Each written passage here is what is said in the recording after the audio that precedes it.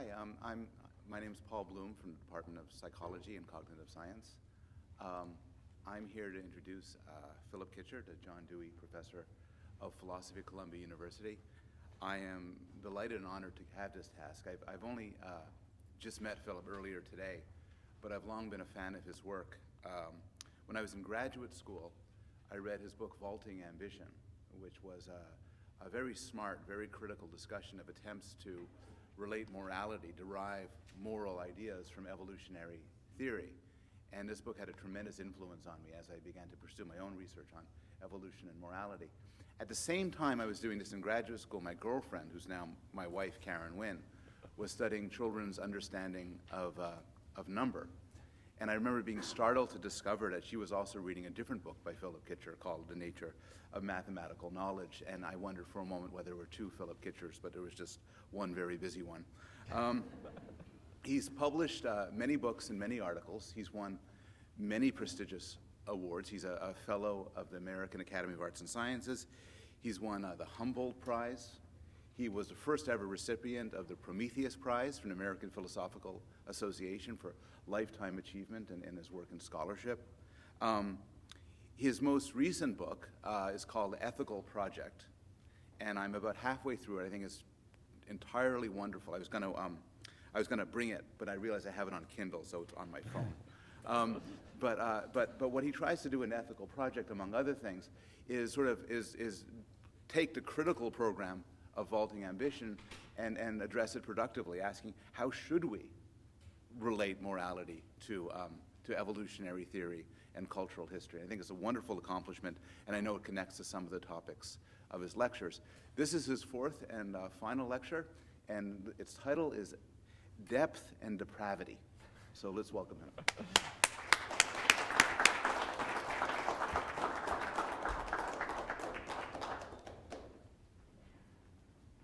Thank you very much, Paul. I feel very fortunate in my introducers, I have to say. They've all done a wonderful job. And of course, it's not easy being the fourth one. So I'm going to begin by recapitulating what I think I've been saying so far. Secular humanism can allow value judgments to be more than matters of whimsical preference. It can defend the potential meaningfulness of human lives. And any superior consolation religion can provide in the face of death depends on embracing fiction as fact. Yet, many people still feel that something's missing from the secularist perspective. The loss they sense resists clear articulation, and so in attempts to convey what worries them, they resort to metaphor. So Charles Taylor, for example, in a very big book, very big and important book, charges that secular life is flattened, that it's lost a dimension. Secular conceptions treat the world as a plane constituted by physical, organic, and human interactions, which jointly generate the secular substitutes for values and meaning. Religious perspectives add something at right angles to the plane, an axis that links us to the transcendent, giving depth to our lives. William James, I've quoted him a lot, I know, offers a different metaphor. He says, the secular are like the tone deaf, unable to apprehend the value of a symphony. In consequence, their lives are deprived of insight into, quote, depths of truth unplumbed by the discursive intellect. Now, my agnosto-atheism recognizes the possibility and even the probability that there's more to reality than we currently dream of. Future inquiry is likely to overturn some presently well-grounded conceptions and will surely enlarge our vision. It might even show that the extra dimension exists and that particular types of processes link us to a different realm, something so different from physical reality as we know it that it deserves to be called transcendent. But until that day of discovery dawns, secularists see no basis for leaping to the conjectures of any of the radically different substantive theses about the transcendent offered by any of the world's religions, nor even to the bare characterization offered by purified religion. Ungrounded speculation and leaps of faith all too easily distort our ethical life, the ethical project as I call it. And even at their abstract best, they focus attention on alleged sources of value that distract from the human realities and the human problems. When the songs are sung by sirens, it's better to be tone deaf. Religious people, and those who regret their loss of faith, resist accusations of wishful thinking. When something important's lost by abandoning belief, and when it's known that the evidence is incomplete, they say, continued faith is entirely reasonable. Secularists want to know more. They want to know just what their interlocutors see themselves as standing to lose. When they're told that no literal specification can be given, that secular lives are flattened or are unable to hear the music of the eternal, they're tempted to close the conversation and walk away. But I want to resist that temptation. In this final lecture, I'm going to explore some ways of developing further the sense of loss religious people foresee in the transition to a secular perspective. The usual suspects have already been rounded up and dealt with. We've considered the alleged impossibility of a secular source of values, the supposed meaninglessness of finite lives, and the charge of secular inability to cope with the problems posed by death. What remain are less definite concerns, and my attempts to articulate them may only testify to the extent of my secularist deafness. But even if my attempts are inadequate, they may serve to prompt those who share the religious sensibility to provide a more forthright elaboration of what's on their mind. Now, this indefinite concern can be embedded in either of two different perspectives. One of these, which I've so far emphasized, starts from a relatively positive view of the secular human condition. Secular life is all right, but the religious life enhances it. Here, the promise is of enrichment and depth. But by contrast, you might suppose that human life in the absence of religion is deeply problematic. Secularists can only provide a diluted brew, suited perhaps to the lives of closeted intellectuals. They fortify those who must do battle with their own demons and with a rough world by offering cups of weak tea. Religion's needed to preserve human life from darkness and depravity. Depth and depravity, then, are obverse images of the supposed loss. I'm going to start with depth. The most obvious way of pointing to the added depth a religious perspective can bring is to recall the value of momentary experiences in which you suddenly feel a surge of joy, uniting you with nature, affirming the beauty, order, and value of the universe. Subjective reports of religious experience provide large numbers of examples, often occurring to people at a particular stage of life, late adolescence, at a particular time of year, spring, at particular times of day, early morning or evening, in a particular setting, familiar countryside under unusually beautiful light. These experiences are taken to indicate something important about the religious sensibility, showing, as Taylor puts it, that, quote, somewhere in some activity and condition lies a fullness, a richness. That is, in that place, activity or condition, life is fuller, richer, deeper, more worthwhile, more admirable, more what it should be. Recollections of the experiences permeate the subsequent life of the subject. Secular lives lack this depth, this sense of fullness. But people without commitment to traditional forms of religion have experiences with many similar features. Famous examples seem to have happened above Tintern Abbey or in prospect of Mont Blanc, to Wordsworth and Shelley respectively. And many thoroughly irreligious people could add instances from their own lives. They would report the joy, the unity, even the affirmation of particular values, of a sense that this is how life should be. The principal difference between the religious reports and those secularists would offer consists in the felt connection to something beyond, often described by the believer in the categories of the tradition to which he adheres. Whether the presence of that extra feeling adds something significant to the momentary state is debatable, but I don't have to settle the debate. For the heart of the religious claim is that human life receives depth from religious conviction. And that isn't a matter of the richness of a transient perceptual state, but of the power of that state to transform the subsequent life of the subject. From James on, sophisticated students of religious experience have recognized many alternative hypotheses about why these special experiences, I'm going to call them epiphanies, come about when they do. Religious people favor one hypothesis. Epiphanies are communications from a transcendent realm normally hidden from us. There's no reason to prefer that hypothesis to any of a myriad others, hypotheses invoking combinations of physical, physiological, and psychological causes, most of which we probably don't yet know how to investigate or even adequately to conceptualize. Epiphanies do happen, but much remains to be discovered about their nature and their causes.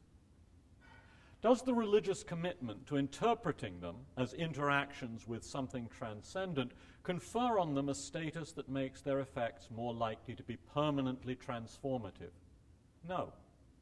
The enduring power of some epiphanies to pervade people's subsequent lives stems from the qualities of the experience itself, not from speculation about its causes, but from the sense of uplift and unity, from the conviction of an important insight into how things should be. Those who succeed in fixing the moment in memory and who can later turn their recollections toward it reap the pervasive benefits it supplies, whether or not they are religious or secular, whatever hypotheses they adopt about the causes of what occurred. 80 years ago, in A Common Faith, his Terry lectures, John Dewey saw the essential point. He said, "It is the claim of religions that they effect this generic and enduring change in attitude.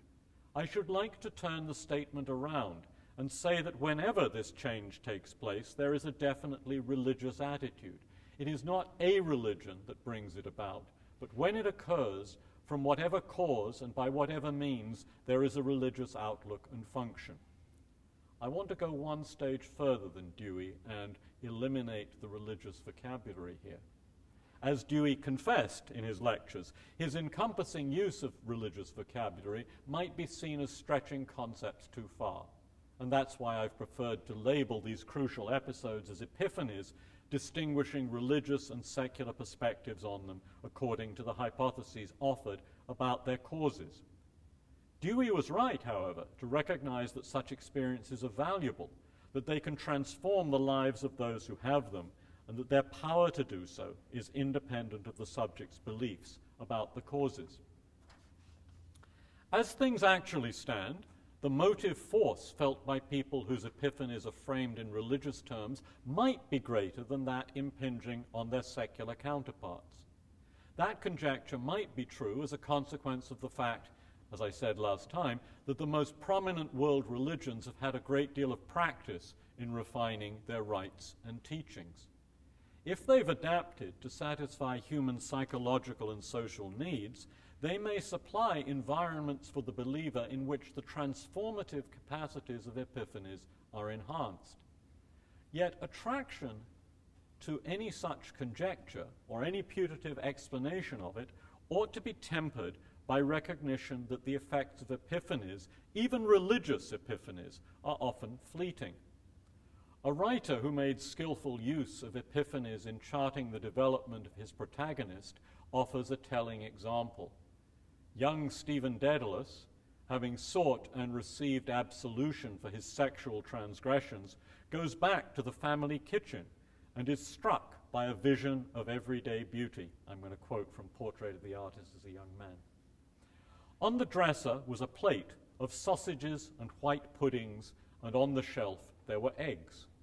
They would be for the breakfast in the morning, after the communion in the college chapel. White pudding and eggs and sausages and cups of tea. How simple and beautiful was life after all.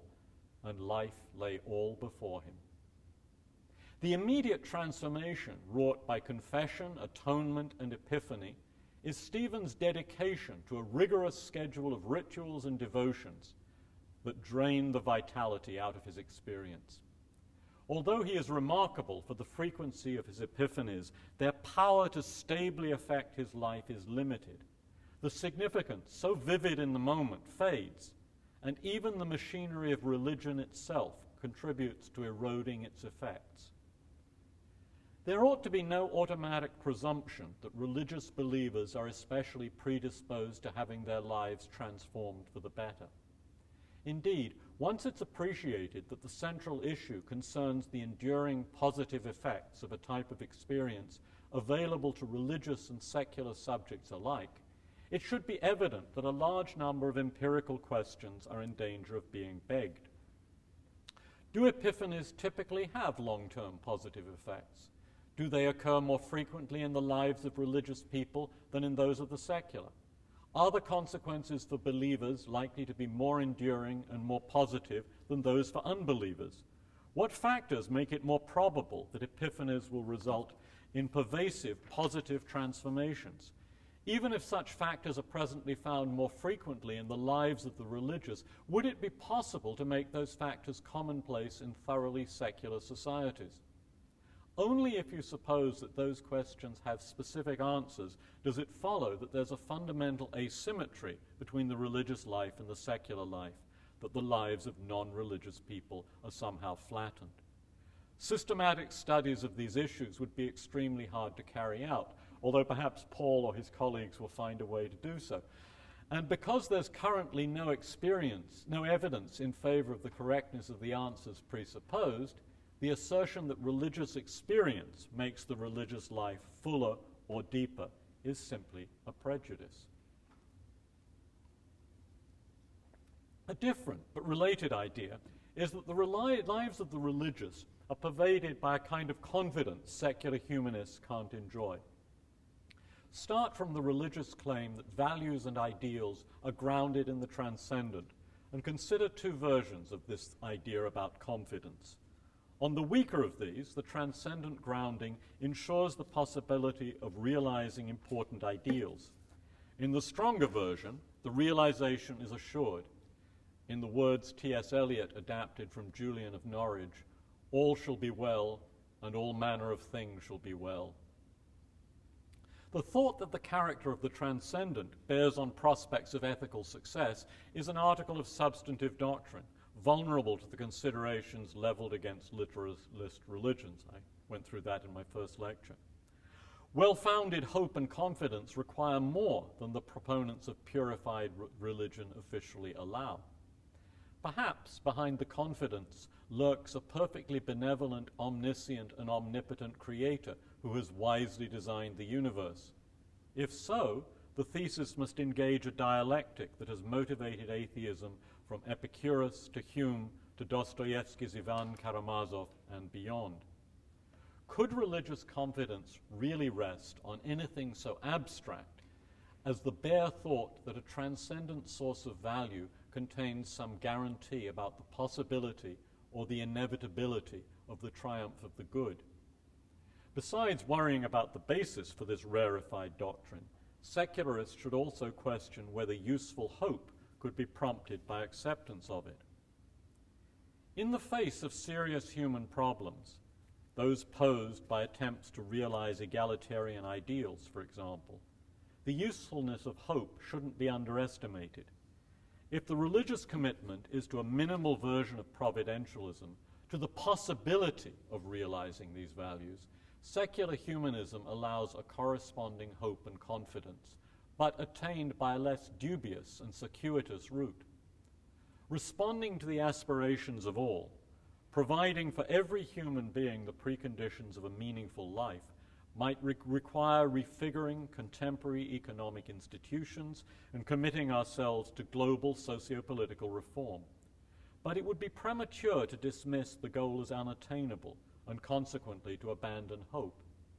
If commitment to the ideal is challenged by skeptical arguments about its unrealizability, secularists should listen and they should refine their hope through addressing those challenges explicitly, reformulating their aims in light of the evidence, rather than continuing to insist on a quixotic venture whose possibility is backed by some abstract transcendent guarantee.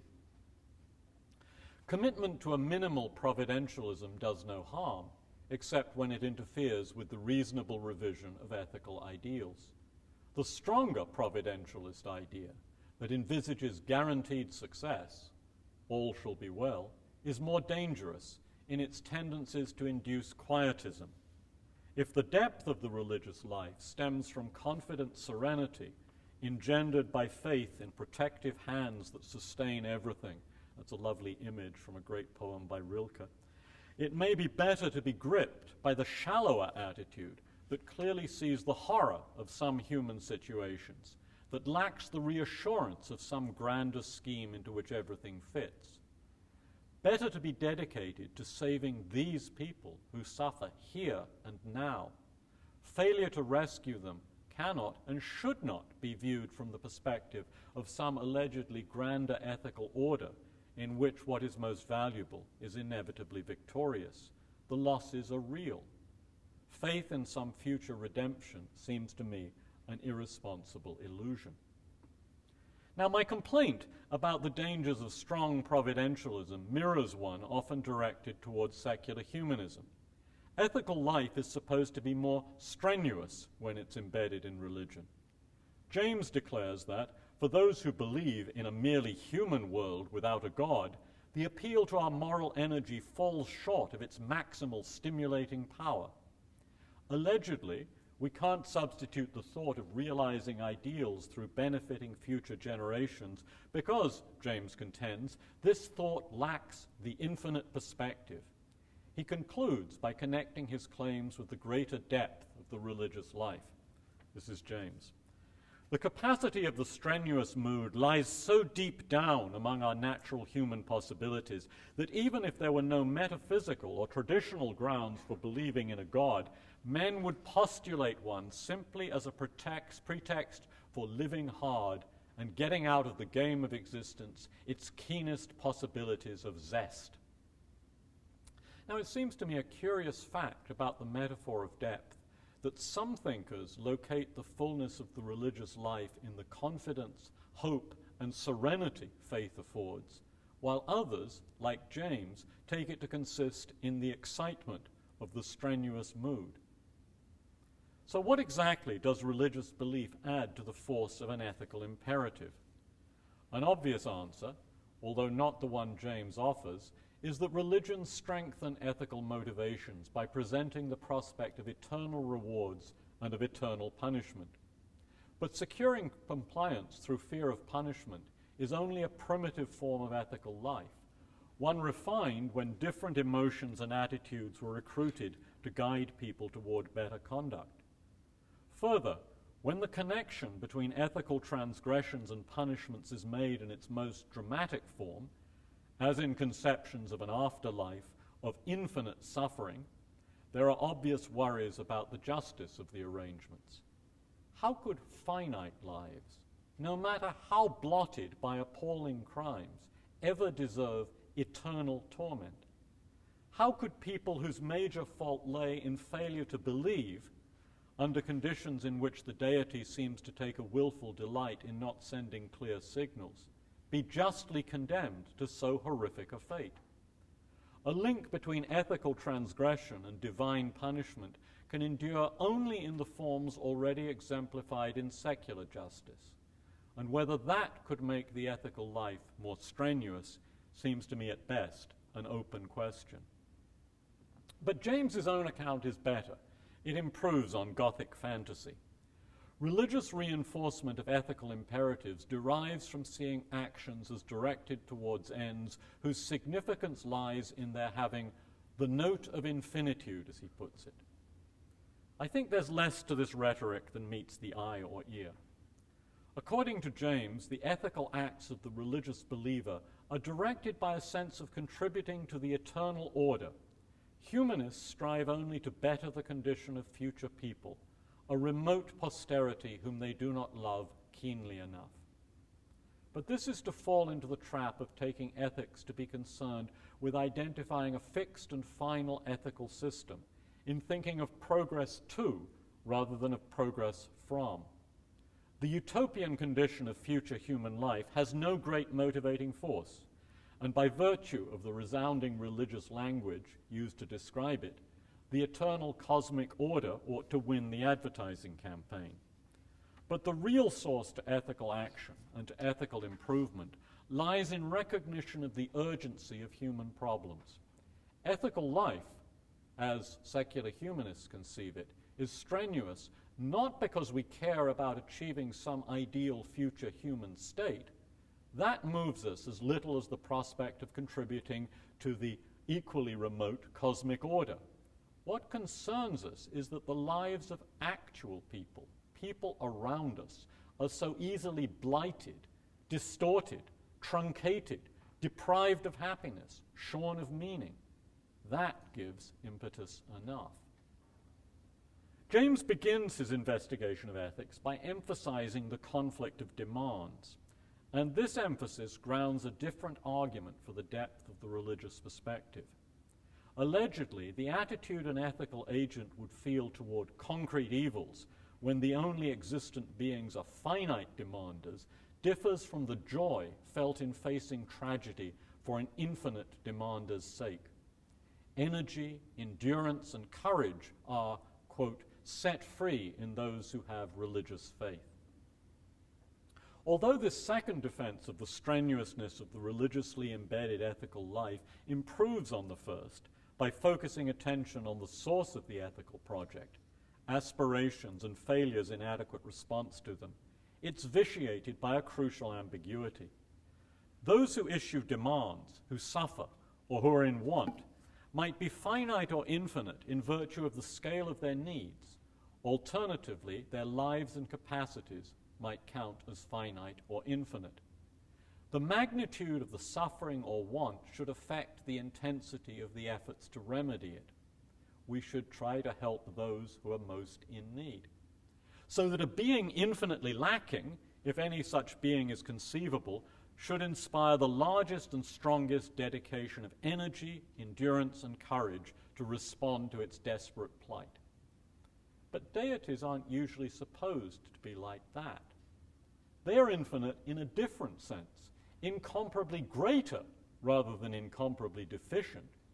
Whatever demands they make don't stem from a lack more profound than any human suffering.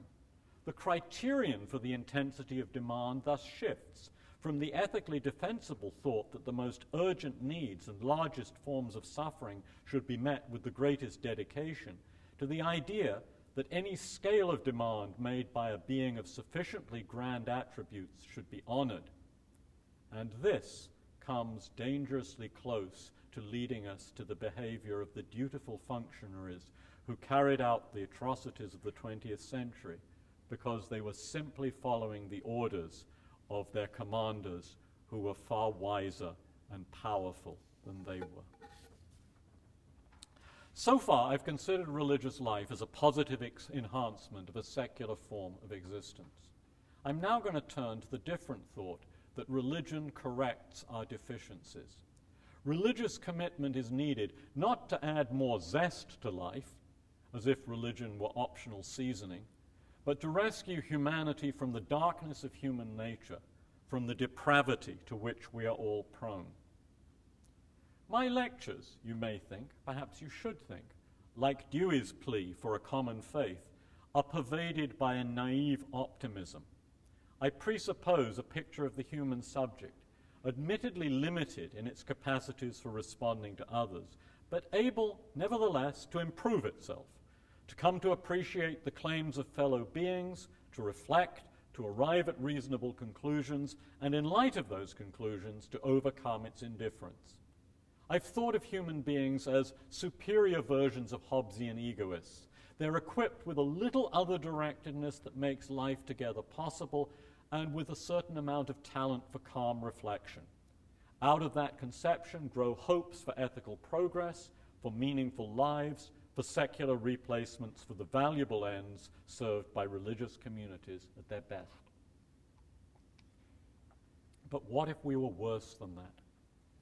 Reasonable people, mostly but not entirely selfish, might be capable of the lives secular humanism commends, but such lives would be ludicrous fantasies, you might think, for real human beings, people with unsteady, easily subverted propensities for reasoning and reflection, with tendencies sometimes to desire, intensely desire, ends that would wreck the aspirations they form in the cool hour, perhaps even to harbor self-destructive urges because of deep resentment of others, aiming through their self-lacerating acts to heap even greater suffering on their hated targets.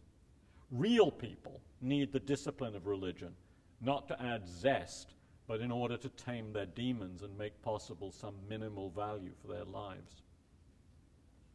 Where do these bleak thoughts about human depravity come from? Well, from remembering the extent of cruelty in recorded history, the occasions on which, under the aegis of religion and under secular regimes alike, people have done appalling things to one another. Pessimists suppose that this dark record testifies to enduring sources of human depravity, unable to be completely disciplined by any social environments we know or could come to know how to devise. Champions of religion contend that the best forms of discipline, able to check destructive impulses but not to eradicate them, require a religious framework. The pervasiveness of religion across human cultures testifies to the need of restraint, not in the shallow form of the transcendent policeman, but in a vivid consciousness of the sinful human condition. No secular surrogates are available. These convictions don't stem from scientific evidence about the inevitable eruption of dark tendencies under a wide range of social environments. Perhaps someday, rigorous inquiry will establish conclusions supporting a somber vision of our nature. But for the moment, those who endorse any such vision do so on a different basis. Some might be convinced by the writings of philosophers, moved perhaps by Schopenhauer's conception of a disruptive will. More likely is the influence of religious traditions, doctrines of original sin, transferred into a more abstract perspective. But I think the chief sources of pessimism are interpretations of human history and human affairs and of personal experience, and the relating of those to texts and writings that are viewed as providing the most profound analyses of the human condition. When we turn to some of the greatest works of literature, we sometimes come to perceive tendencies in ourselves and recognize in the human record the same tendencies, and come to think of them as perhaps indelibly inscribed, deeply inscribed into human nature. Secular humanists typically dismiss these dyspeptic visions, but I want to conclude by taking them seriously. Like Dewey, I suppose that works of literature have historically played an important role in fostering human appreciation of what is valuable and in probing the conditions of its realization. So I'm going to end by looking at two masterpieces that challenge the picture of the human subject that has figured in many of my proposals. King Lear presents a world whose gods are abstract or indifferent. Lear's problem, from which the play begins, is to protect the social order over which he has presided so it will survive after his own absence from the scene. He attempts to bind others with a contract. That might have worked if those with whom he dealt were versions of Homo economicus, but the ceremony he contrives goes awry, revealing that at least one of his daughters is no Hobbesian agent. The challenge of the play comes from its presentation of wanton destructiveness as more central to human nature than limited responsiveness or rational selfishness. Destruction and self-destruction, Schopenhauer's destructive will, well up everywhere. In Goneril's and Regan's competition to go to the utmost limit in denying their father's requests, in Edmund's risky dalliance with both of them, in the transformation of the interrogation of Gloucester into an occasion for sadistic enjoyment, in Gloucester's own impulsive dismissal of his son and his equally impulsive decision to go to Dover, in Edgar's fearful refusal to reveal himself to his father, in Kent's baiting of Oswald to bring on certain punishment, in Lear's self-exile on the heath, in his tormenting of the blind Gloucester, and in his murderous fantasies about his sons-in-law, even perhaps in Cordelia's original refusal to substitute performance for the avowal of the love she feels. People with the inclinations expressed in such actions can't be disciplined by rules and contracts bound in harmonious interactions, provided with the stable preconditions for meaningful lives. An enduring solution to Lear's problem might be found if authority could be grounded in something beyond the finite human realm. Lear's world doesn't allow for that. All's cheerless, dark, and deadly. Appeals to the clearest gods go unanswered. If they exist, they are indifferent, if not cruel. As flies to wanton boys are we to the gods. They kill us for their sport. The deities of Lear's world, if there are any, are made in Cromwell's image. But not so for my second literary illustration. While Dostoevsky's Brothers Karamazov adopts a similar vision of the unregenerate human condition, the novel envisages a solution, even redemption, in a version of Orthodox Christianity committed to substantive doctrines about the transcendent. The theme is introduced in the career of Ivan, the clever brother, author of the most forceful version of the problem of evil ever formulated, and of a poem, the parable of the Grand Inquisitor, designed to expose the terrible burden inflicted on feeble humanity by the injunction to Christian love. Ivan's initial refusal to accept God, accompanied by a theoretical understanding of human evil and a confidence in his own power to discipline his passions, gives way to a later condition of confusion, guilt, and horror, culminating in his collapse in the courtroom. The reality of evil, not only in the actions of others, but within himself, is brought vividly home to him. His reflection on what he has permitted, encouraged, and done becomes unbearable. Ivan's career is naturally read as a vivid description of the fragility of life without God. Ivan is closer than he suspects to his father, the insect Fyodor, and to his half-brother Dmitri. He takes perverse pleasure in watching his pupil, Smerdyakov, play cruelly with the naive faith of his fellow servant Grigory. Looking on, the old sensualist Fyodor displays a previously hidden talent for reasoning. The traits of father and son are more mixed than their original introductions suggested. Similarly, the apparent contrast between cool, perceptive Ivan and thoughtless, impulsive Dmitri is already questioned by Dmitri's early confession of a self-understanding that Ivan will eventually achieve and by which he will be broken. Dmitri explains why his efforts to restrain his depravity fail. Because I'm a Karamazov, because when I fall into the abyss, I go straight into it, head down and heels up. And I'm even pleased that I'm falling in just such a humiliating position, and for me, I find it beautiful. And so in that very shame, I suddenly begin a hymn. To be a Karamazov, to be a human being, is to live in self-contradiction, to feel the force of impulses that can't be reconciled. Dmitri's psychological life is a fantastic whirlwind. Blown in directions that change abruptly, he can achieve no coherent course in his dealings with Katya and Grushenka, in his conduct after the fateful visit to his father's house, or in his reactions to his arrest and prosecution. The surges of the inner storm are evident in his attempt to escape Grigory on the night of the murder. Using the brass pestle he has impulsively snatched up, Dmitri hits out in response to the old servant's shouted accusation of parricide. As Grigory falls, Dmitri jumps back into the garden, throws down the pestle, oblivious to the fact that it lands in a conspicuous place, uses his handkerchief to try to staunch the flow of blood from the old man's head, and then suddenly convinced of the futility of what he is doing, climbs over the fence and runs away. Ivan too will come to act like that. On the way to visit Smerdyakov for the third and final time, tormented by the repulsive evil Smerdyakov exhibits and simultaneously exposes in Ivan's own thoughts and life, he's caught by sudden hatred of a stranger encountered by chance, a drunken peasant whom he shoves into the snow. Fully aware that the man will freeze to death, he strides off to his meeting with Smerdyakov. Afterwards, after Smerdyakov's explicit account of the murder of Fyodor has provoked Ivan's decision to tell the whole truth publicly in court, Ivan goes back into the blizzard with relief, even joy in his decision.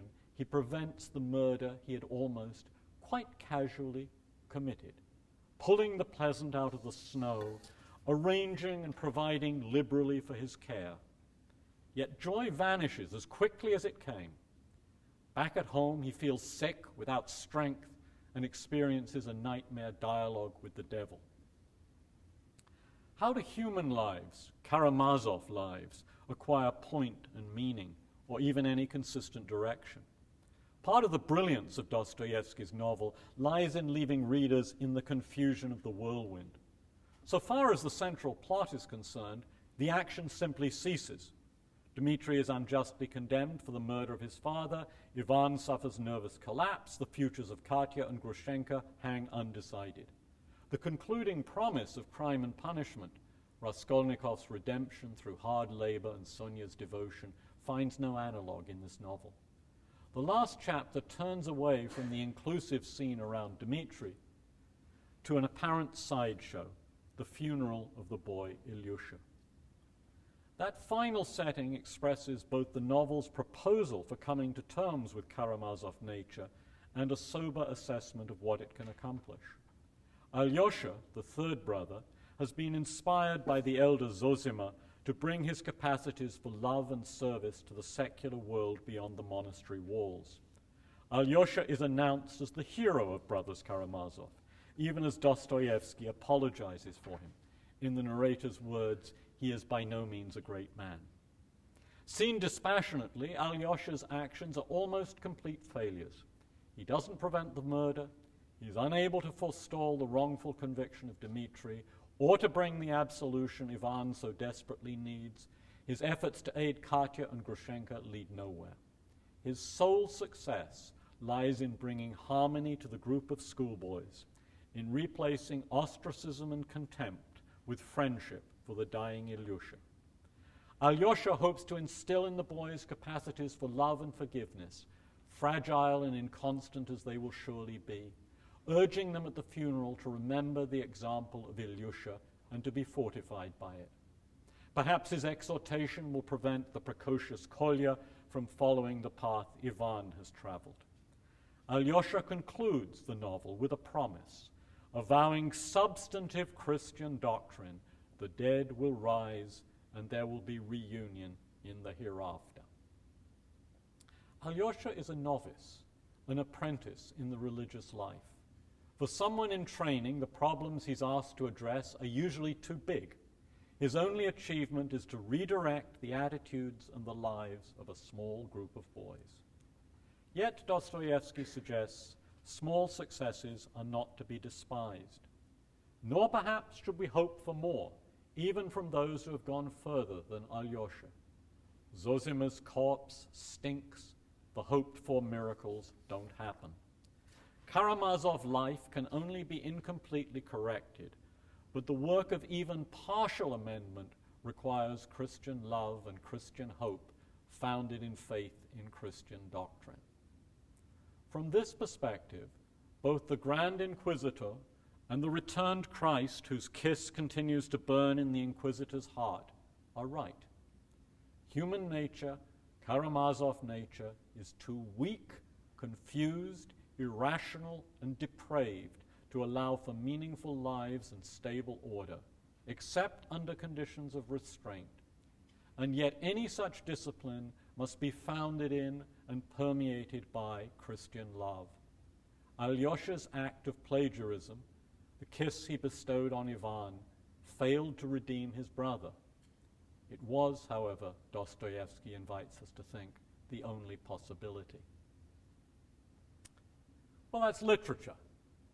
Can any literary work justify accepting the inevitability of certain illusions, concluding that human nature is too dark and depraved for us to live worthwhile lives, unless we subordinate the evidence to blind acceptance of powerful myths?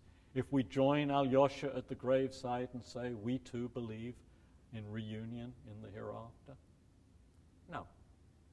Judgments about the ineradicability of hypothetical human tendencies are premature, whether they issue from speculations in neuroscience, from hypotheses in evolutionary psychology, or from works that clearly announce their fictional status.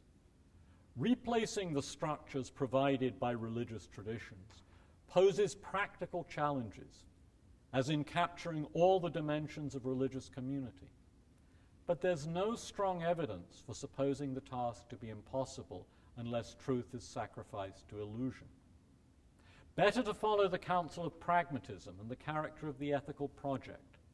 Engage in further experiments of living, adapting the conditions of life in efforts to proliferate opportunities for all, without continuing to embrace substantive religious doctrines, all of which are almost certainly false, or even to be distracted by faith in an admittedly unknowable transcendent.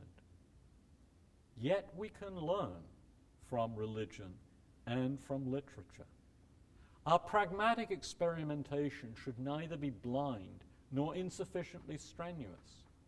Innocent of the potential depth of the problems it attempts to overcome, secular humanism might easily provide tepid possibilities for well-insulated people, for Ivans who never stir beyond the salons of bourgeois St. Petersburg, for Edgars who grow up as only sons under a temporarily stable and benevolent social order. Looking to societies with special features, small, homogeneous, economically buffered, it's tempting to think of religious concerns about what is lost in the transition to secular society as much ado about very little. Consider Scandinavia and be encouraged, declares the secularist, perhaps flourishing the latest data from happiness research. I think we can learn a lot from studying the relatively egalitarian societies of Northern Europe, but we can garner more if the study is critical, informed by probing the value of their achievements. For that probing, we should draw on the best available perspectives on human possibilities and also human limitations. Until rigorous forms of inquiry, from psychology or neuroscience, say, can deliver firm conclusions, judgments about those possibilities and limitations can only be tentative, garnered from whatever sources of illuminated aspects of the human condition. History, anthropology, personal experience provide fallible guides. So too do powerful works of fiction, some of them central to the world's religions, for they supply ideas for shaping experiments and for appraising them. Shakespeare, Dostoevsky, and the Bible don't deliver firm truths to constrain the secularist project, but they do invite reflection, asking us to consider potential dangers and to take the full measure of important values. Secular humanism ought to be in continued dialogue with them, ought to be illuminated by the questions they pose. It should evolve through that dialogue. It should take stock of all that has been most deeply thought about what it is to be human. For secular humanism is only secondarily secular. It is primarily humane. Thank you.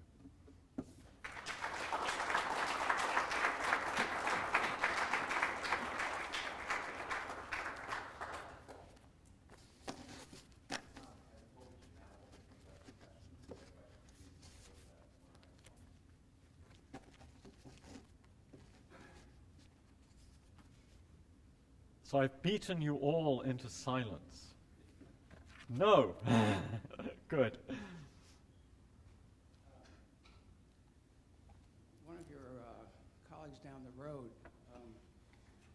Mark Johnson, Princeton, he wrote a book called, I believe it's Surviving Death. Yes. And basically, he's also a I believe he's also an agno-atheist, not a religious person at all. But, and it's a philosophical work, and basically it has a certain analysis of what a human being is. And he comes to the conclusion that based on this analysis, you can literally, and he uses the word literally, survive death by approaching the moral life, approaching the good life. And so, you know, there's no, in fact, there's a lot of polemics in the book against the idea of resurrections and so on and so forth. So I guess my question is, and I don't know how familiar, if you read the book. I have read the book, yeah. So would you consider this type of work a work of secular humanism, or with its promise of eternal life, is it more a work of religious transcendence, or is it some, perhaps, synthesis of the two? Okay, that's a good question. Okay, so Mark Johnson actually has a rather complicated position that has a name that I don't think I'm up to pronouncing. But it's not the same as my agnosto-atheism. He's closer to thinkers like Spinoza. Of course, Spinoza in his own time is called an atheist, but in a certain sense, Spinoza is also a religious figure. So it seems to me cheating, to be quite honest, to say you survive because there is this, I have this criterion of personal identity, and this criterion of personal identity is really quite abstract, and if you have certain kinds of psychological relations that endure after you, that link you to things that happen after your death, then you've survived. Last time when I was talking about mortality and meaningfulness, I was suggesting that one of the conditions of a meaningful life was mattering to others, and I was suggesting that there was a kind of immortality, although Shelley Kagan later convinced me that that was possibly a loaded and dangerous word, that consists in your, as it were, living on in the memories and actively in the lives of those who survive you. And that's rather like Johnson's idea in some ways, except I don't want to say that it's in any sense equivalent to what the sort of resurrection or the life after death that some religious traditions have hankered after. And there are actually two different sides to this question, which again came up in the lecture I gave on Tuesday. One of them being the concern about your own personal survival, and the other being the one that comes up at the end of the Brothers Karamazov, the idea of reunion with others. Now, whatever Johnson's account can give you with respect to the first, and I think that's very thin and something of a pun, it can't do anything about the second. I mean, the idea of encountering those you have loved and lost again in the hereafter doesn't come out of Johnson's account at all, and that can't be delivered. So, I mean, Johnson's position is like mine in that both of us are in this sort of wishy-washy middle ground where liberal theologians and make-nice atheists, as we are sometimes called, sort of stand together and have happy conversations.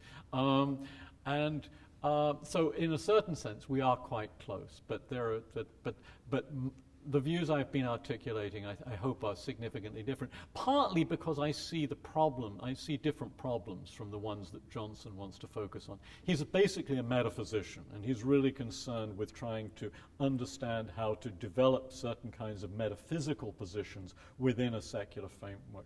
I'm much more oriented, as you can tell throughout this lecture, on the ethical problems, the social problems, the political problems. And so for me, there's also a difference of emphasis. But thank you. Thank you for asking me about the comparison. I enjoyed the lecture immensely. I wonder if you could expand on a point you made towards the end. Yep. You mentioned in passing the sort of happy, moral Scandinavians. Yes. And they're commonly brought up in these sort of discussions as saying, look, you know, Charles Taylor and William James have their ideas, but it's just false. You have these countries which are predominantly atheists, yet they behave they kill each other less. They seem to be happy. They seem to live deep, rich lives as best we can tell. But you also seem somewhat skeptical, somewhat cautious about going too quickly with that. And you mentioned in passing the fact that these are homogeneous societies. And I just wonder if you could expand on your skepticism. Yeah. Okay, so look, there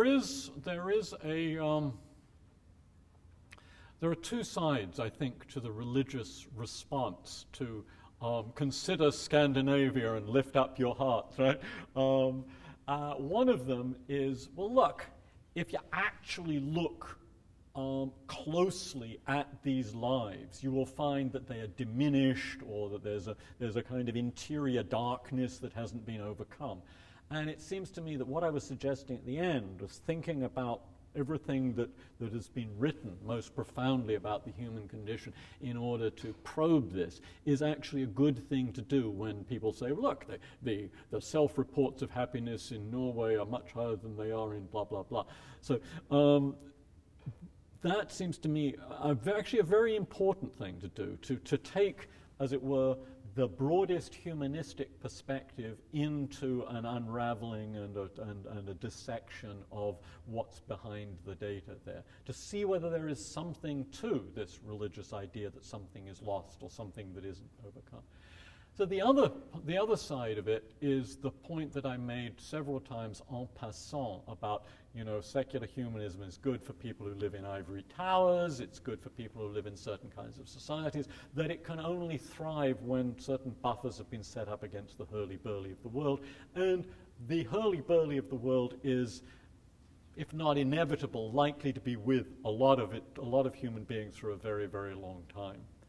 And what I would like to do is feel that there were ways of developing secular humanist solutions to problems of facilitating good lives that acknowledged that, and that didn't just simply say, well, it can only flourish under these very careful conditions, where basically people share many common traditions, and in which perhaps they've intermarried for generations, etc., etc., etc. Everybody's related to everybody.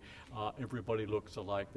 There is a common culture, but something that can be expanded more broadly, so it can become genuinely cosmopolitan, right?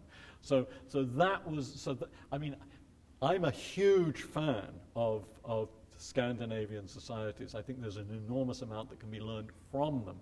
But I also believe in this idea of a kind of critical dialogue between what one might think of as the religious form of skepticism about that as a source of happiness, and the results that come in from the surveys. So I want to do both things at once, learn from them and yet critically investigate what's actually happening.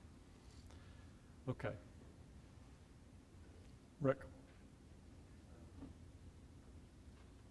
In your first lecture, you started with some comments about the fervent atheist, and I guess James's description as he worships, or he believes in no God and worships him fervently.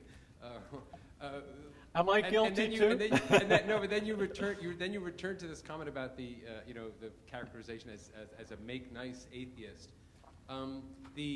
What we might call not make nice atheists have had a really big impact in the recent dialogue in this area. And I wonder if you might take this opportunity to comment on how you think your work fits in with what's going on more broadly in the culture with sort of aggressive atheism. Well, I'm glad you think of it as a dialogue. I tend to think of it as a shouting match, actually. It doesn't seem to me that there's a lot of conversation between Dawkins, Sam Harris and co, and very religious people. But I share with some of the reviewers of some of those books the sense that the most developed and thoughtful positions are somehow outside that conversation. But I also give to people like Dennett and Dawkins, whom I regard as the more sophisticated members of the new atheists group. I think they're quite right to say in response to some of their reviewers and interlocutors, you're talking about a form of religion that is, highly sophisticated and is supposed to evade our objections. But that's not the form of religion that's practiced by 99% of the world's religious people.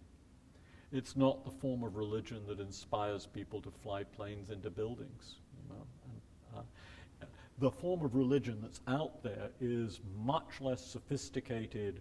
It's much more like our readings of the religious scriptures. Because the new atheists are always being told that they read religious scriptures very badly.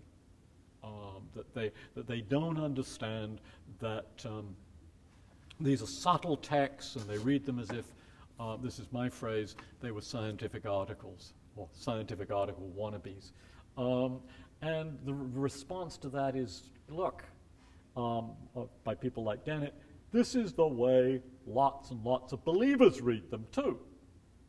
And that's the religion that motivates people to do, to campaign. This is the vital religion that's sweeping all over the world. That's what we're opposing. And that seems to me a perfectly reasonable and correct point. But I want this conversation, I really want there to be a conversation. I want it to be a different kind of conversation. I want there to be a conversation, this is a million point, when John Stuart Mill is talking about the difference between a capitalist system or a system based on private property and socialism. He says, let's not sort of call one another names. Let's try to consider socialism at its best and liberal capitalism at its best and compare the two. And it seems to me that what we secular humanists should be trying to do is to try to articulate the best version, the best positive version of the secularist position. And that's what I've tried to do in these lectures. So these are an attempt to say, all right, we're not just a bunch of naysayers who say, all right, get rid of this rubbish, this religious muck, throw it in the sea, get on with life, you'll be happier, come join the great Darwinian party and learn to appreciate the glories of the universe. I mean, that really doesn't do much for most people. In fact, probably doesn't do much for anybody who isn't who's the center of whose life isn't investigating the evolution of nature. So I think secular humanism has to be something more positive, something that's able to respond to the things that religion has traditionally responded to and has sometimes responded to very well. So what I've tried to do, and I probably haven't succeeded, beginning with the first lecture, is to work out a version of religion that gets, that, as it were, overcomes what I take to be the really sort of serious, direct, strong arguments against religious belief, against the kind of literalist metaphysics, against the belief in the resurrection as something more than the kind of attenuated thing that Mark Johnson and I want to see. So articulate that, see what it can provide for human life going forward, and then see what secular humanism can strive to provide. And secular humanism has to be a work in progress. One of the themes of my third lecture was that we aren't yet able or very good at developing forms of secular community. That is something to be worked out and worked on. And one of the themes of this lecture is that going forward in trying to develop the ways in which people's lives can be improved, and that's, of course, right at the center of my secular humanism, then we should try to learn not only from the societies that have made secular experiments, Scandinavian societies, but we should also learn from the full range and depth of thinking about the human. And I'm much influenced, and maybe I'll say this absolutely explicitly, by something that I heard when I was an undergraduate many, many, many years ago at Cambridge, involved in drama. I was doing a drama festival, and we were performing a play by Molière. And part of the drama festival was that eminent Cambridge scholars came along, and they would talk about the plays with those who were performing them. And George Steiner, the eminent critic, came and talked to us. And he said, completely with absolute conviction, and they were brooking no argument, Shakespeare, Molière, and Stendhal have told us far more about human minds and human psychology and human behavior than all the social and cognitive scientists in the world combined. A challenge for you, Paul. And it's an overstatement.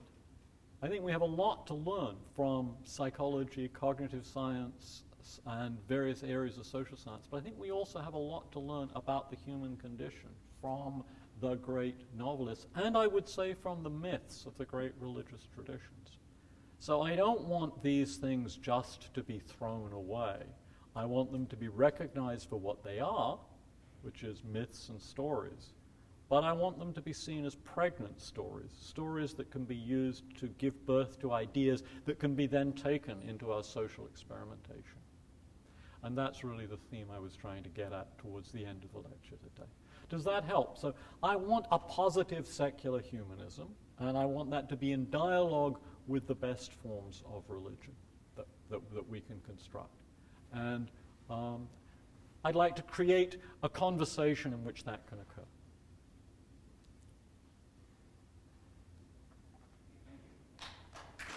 Well, thank you.